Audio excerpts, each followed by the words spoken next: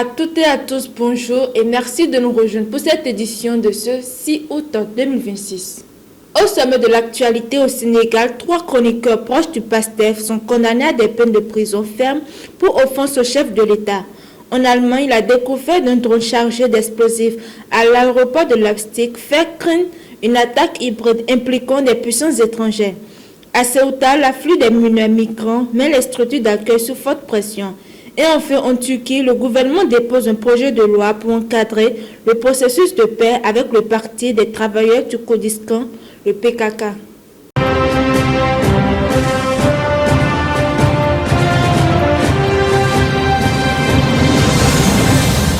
Nous ouvrons cette édition au Sénégal. 3 chroniqueurs du média en ligne proche du PASTEF ont été condamnés mercredi par le tribunal de Dakar à des peines de prison ferme pour offense au chef de l'État et diffusion de propos jugés contraires aux bonnes mœurs. Lamiou Darou écope de 3 mois de prison ferme, tandis que Oustas Tiep et Ndiaye Toba sont condamnés à 2 mois chacun. Les 3 hommes devront également verser une amende de 500 000 francs CFA. Ils étaient poursuivis après la diffusion d'une vidéo dans laquelle ils appelaient au malheur de celui qui a trahi le projet du PASTEF, une formule que la justice a estimée destinée au président Bassirou Diomaye Faye. À l'audience, les prévenus ont nié avoir visé le chef de l'État, affirmant qu'il s'agissait de discussions entre amis.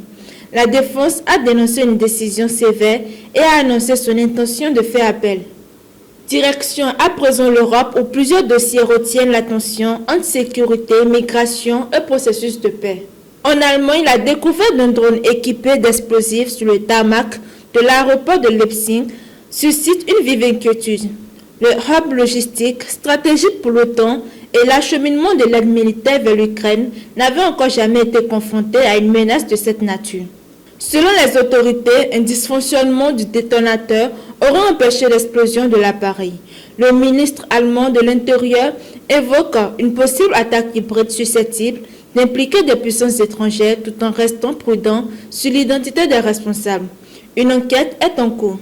En Espagne, la situation devient critique dans l'enclave de Ceuta. Après l'arrivée massive de migrants ces derniers jours, plus d'1 million de mineurs isolés demeurent sur place.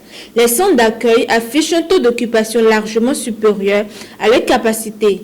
Les ONG alertent sur les conditions de vie de nombreux enfants livrés à eux-mêmes et demandent leur transfert rapide vers d'autres régions d'Espagnol. Mais plusieurs communautés autonomes refusent toujours d'accueillir ces jeunes migrants, compliquant davantage la gestion de cette crise humanitaire.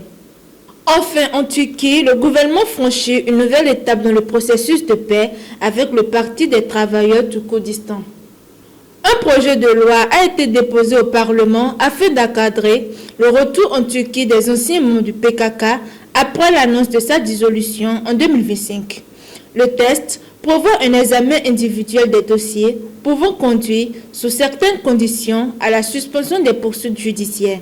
En revanche, aucune disposition n'est prévue pour le chef historique du mouvement, toujours emprisonné. Nous sommes à la fin de ce journal. Merci de nous avoir suivis et à très bientôt pour une nouvelle édition.